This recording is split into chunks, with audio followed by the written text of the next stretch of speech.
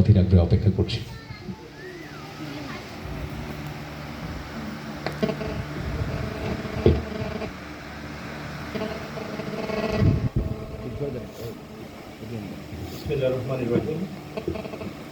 জাতীয় কবি কাজী নজরুল ইসলাম ইনস্টিটিউট আয়োজিত নজরুল বর্ষে জাতীয় কবির 50তম মৃত্যুবার্ষিকী উপলক্ষে এই বিশেষ অনুষ্ঠানে সম্মানিত প্রধান অতিথি গণপ্রজাতন্ত্রী বাংলাদেশ সরকারের সংস্কৃতি বিষয়ক মন্ত্রণালয়ের সম্মানিত সচিব মিস কানিজ মৌলাম স্যার, মঞ্চে উপবিষ্ট আছেন এই সভার সভাপতি জাতীয় কবি কাজী নজরুল ইসলাম ইনস্টিটিউটের সম্মানিত নির্বাহী পরিচালক জনাব লতিফুল ইসলাম শিবলি, উপস্থিত আছেন জাতীয় কবি কাজী নজরুল ইসলাম পরিবারের অন্যতম প্রতিনিধি, এই ইনস্টিটিউটের ট্রাস্টি বোর্ডের সম্মানিত চেয়ারপারসন কবি পৌত্রী খিলখিল কাজী, মঞ্চে উপস্থিত আছেন ইনস্টিটিউটের ভারপ্রাপ্ত পরিচালক সুবর্ণা শিরিন, এবং মঞ্চে আছেন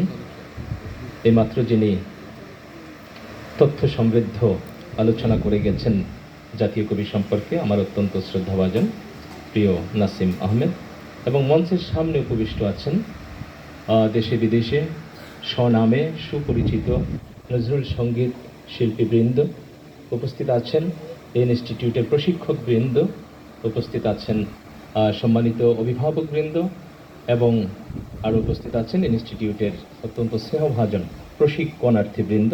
সবাইকে আমার সালাম এবং নজরুলীয় শুভেচ্ছা জানিয়ে আমি দুটো কথা বলবার চেষ্টা করছি। আজকে এই অনুষ্ঠানের নামকরণ করা হয়েছে মৃত্যুঞ্জয় নজরুল। মৃত্যুকে যিনি জয় করেছেন তাকে বলা হয় মৃত্যুঞ্জয়ী। নামটি যথার্থ হয়েছে কারণ কাজী নজরুল ইসলাম মৃত্যুকে জয় করেছেন। অনুষ্ঠানে আজকে 27শে আগস্ট অনুষ্ঠানটি করা হচ্ছে। অনেকের কাছে প্রশ্ন তৈরি হয় যে আমরা তো জানি 29শে আগস্ট তিনি ইন্তেকাল করেছেন সকাল 10টা 10 মিনিটে। ওই দিন পবিত্র রমজান মাস ছিল, রমজানের 2 তারিখে। তাহলে এখন 27শে আগস্ট কেন? এর উত্তর আমরা বিভিন্ন জায়গায় দিয়ে থাকি। সেটি হলো বাংলা সন সংস্কারের কারণে গ্রেগরিয়ান ক্যালেন্ডারের সাথে 2 দিনের তফাৎ হয়ে গেছে। 12ই ভাদ্র তিনি ইন্তেকাল করেছেন, এই 12ই ভাদ্রটি আমরা পালন করি। আজকে মহান কবিকে স্মরণ করবার জন্য আমরা যারা এখানে সমবেত হয়েছি, আমি মনে করি আমরা সবাই অত্যন্ত ভাগ্যবান, কারণ এমন একজন মানুষকে আমরা স্মরণ করছি যিনি কেবল মৃত্যুকে জয় করেননি, তিনি সকল মানুষের মনকে তিনি জয় করেছেন। তিনি প্রধানত কবি, কিন্তু তিনি নিজে তার জীবনের শেষ অভিভাষণে বলেছেন যে আমি কবি হতে আসিনি, আমি নেতা হতে আসিনি, আমি প্রেম দিতে এসেছিলাম, প্রেম পেতে এসেছিলাম। সেই প্রেম পেলাম না বলে প্রেমহীন এই নিরস পৃথিবী থেকে নীরব অভিমানে বিদায় নিলাম। তিনি মূলত প্রেমের মানুষ। সকল সৃষ্টির মূলেই আসলে প্রেম শব্দটি থাকে। এই যে স্রষ্টা আমাদেরকে সৃষ্টি করেছেন, মূলত প্রেম, ভালোবেসে তিনি সৃষ্টি করেছেন। এই ভালোবাসার মধ্যে যখন কোনো খাদ বা ভেজাল থাকে না, স্রষ্টার ভালোবাসায় তো নিঃসন্দেহে নেই, কিন্তু মানুষের মধ্যে আমরা যারা কিছু সৃষ্টি করার চেষ্টা করি, যারা মহৎ ব্যক্তিত্ব শিল্প সাহিত্যে সংস্কৃতিতে যারা আমাদেরকে আলোকিত করে যান, তারাও মূলত এক ধরনের স্রষ্টা। কাজী নজরুল ইসলাম কেমন সাহিত্য স্রষ্টা ছিলেন তার একটি দিক যদি আমরা পর্যালোচনা করি, তাতেই অন্য সকলের চাইতে তার বিশেষত্বটি ফুটে উঠবে। সেটি হলো তিনি ছিলেন একই সঙ্গে কবি এবং একই সঙ্গে তিনি বিদ্রোহী। মম এক হাতে বাঁকা বাঁশের বাঁশুরি, আর হাতে রণতুর্য, এই হলো তার পরিচয়। এই দুটি সত্তা একসঙ্গে ধারণ করবার মতো কবি সাহিত্যিকের সংখ্যা পৃথিবীতে খুবই নগণ্য, খুবই কম।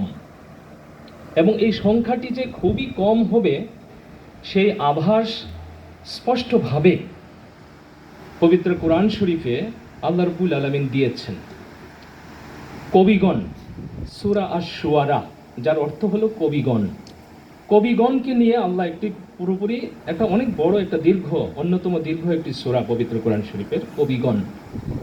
এই সূরা আশ-শুআরার 224 থেকে 227 নম্বর আয়াতে আল্লাহ রাব্বুল আলামিন বলছেন যে কবিদের কথা আলাদা।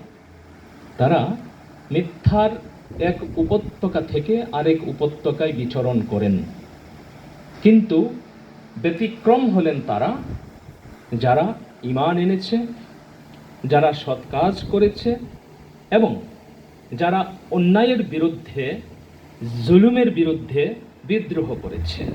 তারা হচ্ছে ব্যতিক্রমী। এই যে তিনটি বৈশিষ্ট্য আল্লাহ বলে দিয়েছেন যে ব্যতিক্রমী কবি কারা, এই তিনটি বৈশিষ্ট্য একেবারে হুবহু আমরা পাচ্ছি আমাদের প্রাণের কবি, জাতীয় কবি কাজী নজরুল ইসলামের মধ্যে। তিনি ছিলেন পরম বিশ্বাসী, তিনি ছিলেন সৎকর্মশীল, তিনি ছিলেন বিদ্রোহী। কবিরা সাধারণত বিদ্রোহী হন না, কারণ কবিদের মোটামুটি এক ধরনের ইমেজ আমাদের সামনে উঠে আসে, একজন কবি কেমন হন। কিন্তু নজরুল ছিলেন একদম ব্যতিক্রমী, কারণ তার ভালোবাসা ছিল একেবারে নিখাদ, বিশুদ্ধ। এই কারণে তিনি যাকে ভালোবেসেছেন, যখন তিনি দেখতে পাচ্ছেন সেই মানুষ কিংবা তার স্বদেশ, যাই বলি না কেন, তারা জুলুমের শিকার, অন্যায়ের শিকার, বৈষম্যের শিকার, কাজী নজরুল ইসলাম বসে থাকতে পারেননি। যেথায় মিথ্যা বিদ্রোহ, যেথায় মিথ্যা ভণ্ডামি, ভাই করব সেথায় বিদ্রোহ। ধামাধরা জামা ধরা, মরণ ভীতু চুপ রহ। যেখানে মিথ্যা, যেখানে ভণ্ডামি, সেখানে তিনি বিদ্রোহ করেছেন। এবং যত রকমের ভণ্ডামি আছে, শুধু সাহিত্যিক ভণ্ডামি না, রাজনৈতিক ভণ্ডামি, আপনার সাংস্কৃতিক ভণ্ডামি, যত রকমের ভণ্ডামি আছে, সকল ভণ্ডামির বিরুদ্ধে তিনি বিদ্রোহ করেছেন। যেথায় মিথ্যা ভণ্ডামি, ভাই করব সেথায় বিদ্রোহ। ধামাধরা জামা ধরা, মরণ ভীত চুপ রহ। এই যে মরণকে তিনি ভয় করেননি। আজকে মৃত্যু দিবসে এই কথাটি আমরা বারবার স্মরণ করব, এবং স্মরণ করবার জন্যেই আজকের অনুষ্ঠানটির নামকরণ করা হয়েছে মৃত্যুঞ্জয়ী নজরুল। মৃত্যু, আমার সহ আলোচক শ্রদ্ধেয় নাসিম ভাই পবিত্র কোরআন শরীফের একটি আয়াত কোট করে গেছেন, কুল্লু নাফসিন যায়িকাতুল মাউত। যত প্রাণী আছে, শুধু মানুষ নয়, সকল প্রাণীকে মৃত্যুর স্বাদ গ্রহণ করতে হবে, মৃত্যুর স্বাদ গ্রহণ করতে হবে সকল প্রাণীকেই।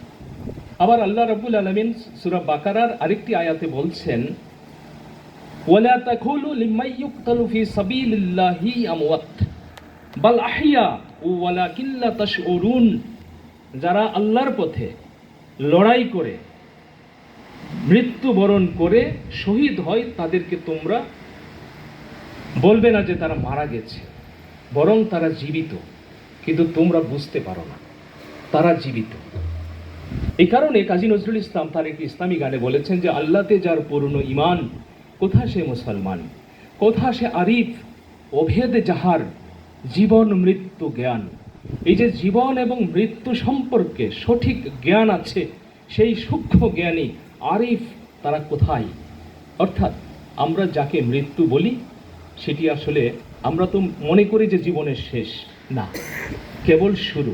অনন্ত জীবনের প্রবেশ দ্বার হচ্ছে মৃত্যু, কারণ মৃত্যু বরণ না করলে অনন্ত জীবনে প্রবেশ করা যাবে না।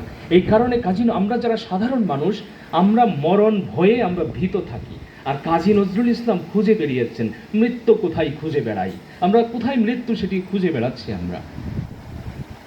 তো এই যে মৃত্যু এবং মৃত্যু তোরণ দুয়ারে দুয়ারে জীবনের আহ্বান, কাজী নজরুল ইসলাম মৃত্যু তোরণ দুয়ারে দুয়ারে গিয়ে তিনি জীবনের আহ্বান গেয়েছেন। কারণ এই মৃত্যুর দরজাটা পার হতে পারলেই প্রকৃত জীবন, এই ক্ষণস্থায়ী জীবন না, এটি হবে আসল জীবন। কাজী নজরুল ইসলাম একজন জ্যান্ত মানুষ। এই সার্টিফিকেটটি দিয়েছিলেন নেতাজি সুভাষচন্দ্র বসু 1929 খ্রিস্টাব্দের 15 ডিসেম্বর তারিখে কলকাতার অ্যালবার্ট হলে, যার নাম হয়েছে পরবর্তীতে কফি হাউস, সেই অ্যালবার্ট হলে কাজী নজরুল ইসলামকে যখন বাঙালি জাতির জাতীয় কবি হিসাবে সংবর্ধনা দেওয়া হয়েছিল, সেই অনুষ্ঠানে প্রধান অতিথি হিসাবে নেতাজি সুভাষচন্দ্র বসু বলেছিলেন যে নজরুল একটি জ্যান্ত মানুষ। কথাটি অত্যন্ত অর্থবহ, বিশেষ করে আজকে তার মৃত্যুদিনে এই কথাটি আমাদেরকে খুব তাড়িত করে, যে 1929 খ্রিস্টাব্দে নেতাজি সুভাষচন্দ্র বসু সার্টিফাই করে গেছেন যে নজরুল একটি জ্যান্ত মানুষ। তার মানে নজরুলের মরণ নেই, দৈহিক মৃত্যু হবে। আবার দৈহিক মৃত্যুটা কেমন হবে সেই দৃশ্যটি তার একটি গজলে তিনি বলেছেন, যেদিন লব বিদায় এই ধরা ছাড়ি প্রিয়, সেদিন ধুয়ো লাশ আমার শরাব দিয়ে। হ্যাঁ, যেদিন আমি এই পৃথিবী থেকে চলে যাব সেদিন শরাব দিয়ে আমার এই দেহটি তোমরা ধুয়ে তারপরে তোমরা দাফন করিও। আবার রোজ কিয়ামতে উঠবো জিয়ে, কিয়ামতে আল্লাহ যখন আবার ডাকবেন যে উঠে দাঁড়াও, তখন সেখান থেকে আমি আবার জীবন্ত হয়ে সজীব হয়ে আমি জেগে উঠবো। কারণ নজরুল কখনই নির্জীব ছিলেন না, সজীব। এই কারণে তিনি তার আমাদের রণসঙ্গীতে তিনি বলেছেন যে সজীবী করিব মহাশ্মশান, নবনবীনের গাহিয়া গান সজীবী করিব মহাশ্মশান, আমরা দানিব নতুন প্রাণ বাহুতে নবীন বল। কত চমৎকার কথা, জীবনের গান তিনি গেয়ে গেছেন। কোথায় গেয়েছেন তিনি? ফাঁসির মঞ্চে গিয়েও তিনি জীবনের গান গেয়েছেন। ফাঁসির মঞ্চে গেয়ে গেল যারা জীবনের জয়গান, আসি অলক্ষ্যে দাঁড়াইছে তারা দেবে কোন বলিদান, আজি পরীক্ষা জাতির অথবা জাতিরে করিবে ত্রাণ, দুর্গমগিরি কান্তার মরুদুস্তর পারাবার, লঙ্ঘিতে হবে রাত্রি নিশীথে যাত্রীরা হুঁশিয়ার। এই গানটিকে তো নেতাজি সুভাষচন্দ্র বসু জাতীয় সঙ্গীত হিসাবে 1929 খ্রিস্টাব্দে ডিক্লেয়ার করে গেছেন। কিন্তু আমাদের এই সততা, এই শক্তি এখনো হয়নি আমাদের, যে নেতাজির ভাষায় আমরা কথা বলতে পারবো, সেই শক্তি আমরা এখনো অর্জন করিনি। যদিও আমরা আল্লাহর মেহেরবানিতে নজরুলের গানকে, তার চেতনাকে ধারণ করে ঔপনিবেশিক শোষকদের বিরুদ্ধে লড়াই করে আমরা একটি স্বাধীন দেশ পেয়েছি। স্বাধীন দেশে আমরা তাকে জাতীয় কবি হিসাবে আমরা বরণ করেছি, কিন্তু অনেক দেরিতে জাতীয় কবির গ্যাজেটটি আমরা করতে পেরেছি। অনেক দেরি, সবকিছু আমাদের দেরি হয়ে যায়, অনেক দেরি। কাজী নজরুল ইসলাম জীবনের কবি, তিনি মৃত্যুকে ভয় করতেন না, মৃত্যুকে তিনি আলিঙ্গন করতেন। এই সাহস তিনি আমাদেরকে দিয়ে গেছেন। সত্যের লড়াইয়ে ভয়ের কোনো কারণ নাই, আমরা সামনে এগিয়ে যাচ্ছি। জীবনের মৃত্যুর এই তোরণ ভেদ করে আমরা অনন্ত জীবনের দিকে যাচ্ছি। আনন্দ হবে এখানে, এবং এই পৃথিবীকে আনন্দপূর্ণ করবার জন্যে যা যা করা দরকার কাজী নজরুল ইসলাম সব উপাদান তিনি আমাদেরকে দিয়ে গেছেন। শুধু দিয়ে যাননি, শুধু লিখে যাননি, শুধু থিওরিটিক্যাল কবি তিনি ছিলেন না, তিনি প্র্যাকটিক্যালি দেখিয়ে দিয়ে গেছেন। শুধু যুদ্ধের ডাক দিয়ে তিনি বসে থাকেননি। তিনি নেতাজি তো বলেছেন, মহাত্মা গান্ধীজির সামনে তিনি দাঁড়িয়ে বলেছেন যে ভারত হবে ভারতবাসীর, এই কথাটিও বলতে ভয়, ওই বুড়োদের নেতা বলিস, ওদের কথাই চলতে হয়। অর্থাৎ গান্ধীজি যখন স্বাধীনতার ঘোষণা দিচ্ছেন না, তখন কাজী নজরুল ইসলাম বিক্ষোভে ফেটে পড়লেন, বললেন যে আপনি স্বদেশীর কথা বলছেন, এই যে স্বরাজের কথা বলছেন, এই যে স্বরাজ টরাজ এগুলো তো আপনারা এক একটার এক এক অর্থ করে থাকেন, আপনারা স্বাধীনতার কথা বলছেন না কেন? এসব ভণ্ডামি কেন আপনারা করছেন? কাজী নজরুল ইসলাম নিজে স্বাধীনতার ঘোষণা দিয়েছেন। তিনি তো সেই কবি। 1922 সালের 13 অক্টোবর তারিখে তার নিজের সম্পাদিত ধূমকেতু পত্রিকায় তিনি ভারতবর্ষের পূর্ণ স্বাধীনতার ঘোষণা তিনি দিয়ে গেছেন। আমরা জানি সোজা কথা, পূর্ণ স্বাধীন করব দেশ, এই দুলালুম বিজয় নিশান, মরতে আছি মরব শেষ। এই মরণ সেই মরণ না, এই মরণ যারা বরণ করতে পারে তারাই মৃত্যুঞ্জয়ী। কাজী নজরুল ইসলাম ছিলেন সেই মৃত্যুঞ্জয়ী। আমাদের অত্যন্ত আমরা সৌভাগ্যবান যে কাজী নজরুল ইসলামকে আমরা পেয়েছি। তিনি কিন্তু কবি নন, সাধারণ মানুষ নন, তিনি অনেক বড় মাপের মানুষ। তার এক একটা দিক নিয়ে যদি আমরা আলোচনা করি, ঘন্টার পর ঘন্টা, দিনের পর দিন কেটে যাবে। আমার বিশ্বাস অনেকে শুনবেনও, কারণ নজরুলের ব্যাপারে পিপাসা আছে, কিন্তু আমরা সাপ্লাই দিতে পারছি না। ডিমান্ড আছে কিন্তু সাপ্লাই নেই। সেই জায়গাগুলোতে আমাদের অনেক কাজ করবার সুযোগ আছে। এবং এই না জাতীয় কবি কাজী নজরুল ইসলাম ইনস্টিটিউট, এই ইনস্টিটিউটটি হচ্ছে লিগালি এন্টাইটেড নজরুল প্রচার প্রসার, নজরুল নিয়ে গবেষণা, যা যা করা দরকার এটা করবার জন্যই এই ইনস্টিটিউটটি প্রতিষ্ঠা করা হয়েছে। আমরা সরকারের কাছে অত্যন্ত কৃতজ্ঞ যে বর্তমান সরকারের মাননীয় প্রধানমন্ত্রী নজরুল বর্ষ ঘোষণা দিয়েছেন, সচিব ম্যাডাম আছেন। এই নজরুল বর্ষ নিয়ে অনেক কাজ হচ্ছে, আরও কাজ হবে আমাদের বিশ্বাস। এই ইনস্টিটিউটটিকে যদি আমরা নিজের পায়ে দাঁড় করাতে পারি, এই ইনস্টিটিউটের অনেকগুলো সমস্যা আছে। আজকে সচিব ম্যাডাম আছেন। অর্গানোগ্রামটি একেবারে ব্যাকডেটেড। এই অর্গানোগ্রাম দিয়ে ইনস্টিটিউট লিড দিতে পারছে না নজরুল চর্চাকে। এই আইনটি বহু পুরানো আইন, ওই আইন এই সময় চলছে না। আমরা নতুন করে একটি আইনের খসড়াও ম্যাডাম প্রস্তুত করেছি এবং আমরা আশা করি আইনটি নতুন করে তৈরি হবে, নজরুল ইনস্টিটিউটের অর্গানোগ্রামটি নতুন করে তৈরি হবে। নজরুল নিয়ে যারা বিশেষজ্ঞরা আছেন, শিল্পীরা আছেন, প্রশিক্ষকবৃন্দ আছেন, গবেষকরা আছেন, তারা সবাই মিলে এই পতাকা তোলে ইনস্টিটিউটের ছায়াতলে এসে নজরুল চর্চা করতে চায় এবং নজরুলকে জাতীয় কবি হিসাবে আমাদের শুধু দেশের মধ্যে নয়, পৃথিবীর সামনে তুলে ধরার দায়বদ্ধতা আমাদের। কারণ তিনি তার শেষ ভাষণে বলেছেন যে আমি এই দেশে এই সমাজে জন্মেছি বলেই আমি কেবল এই দেশেরই এই সমাজেরই নয়, আমি সকল দেশের সকল মানুষের। তিনি বিশ্ব তরুণে বয় জয়ন্তী মানব বিজয় কেতন, সারা পৃথিবীতে তিনি গোটা বিশ্বে মানব বিজয় কেতন তিনি উড়িয়ে দিয়ে গেছেন।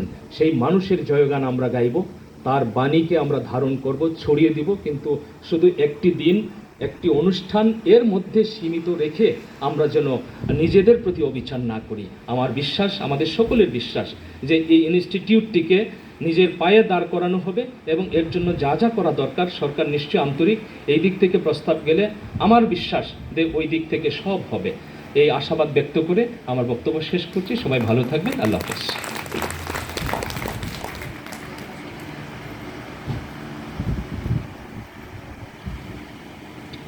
প্রভুত সুধী, স্বামী বিবেকানন্দ বলেছিলেন, জীবনের ঝুঁকি নাও। যদি তুমি জিতে যাও তাহলে তুমি সবাইকে নেতৃত্ব দেবে, আর যদি তুমি হেরে যাও তাহলে তুমি সবাইকে পথ দেখাবে। আমাদের কবি নজরুল সত্য কথা বলার ঝোঁকে নিয়ে জিতে গিয়েছেন বিধায় তিনি